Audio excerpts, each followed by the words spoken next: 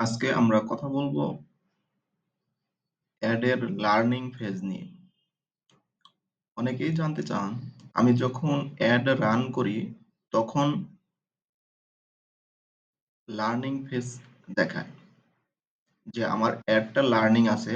আমি এখানে আমার স্ক্রিনে দেখতে পাচ্ছেন ডেলিভারি লার্নিং। এই লার্নিং ফেজটা আমরা কিভাবে দূর করতে পারি? এখানে দেখেন লার্নিং ফেজ প্রোগ্রেস পারসেস 9/15। এখন এইখানে বিষয়টা কি বলতেছে দেখেন, expected duration this process could take up to 7 days. অর্থাৎ আপনি একটা অ্যাড সেট থেকে যদি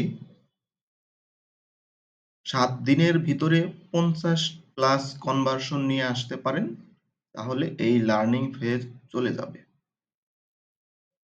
এটার জন্য আপনাকে যে ধরনের প্ল্যানিং দরকার সেটা আপনাকে করতে হবে। তাহলে আপনি এটা থেকে বের হতে পারবেন এবং একটা ভালো সেলস আনতে পারবেন।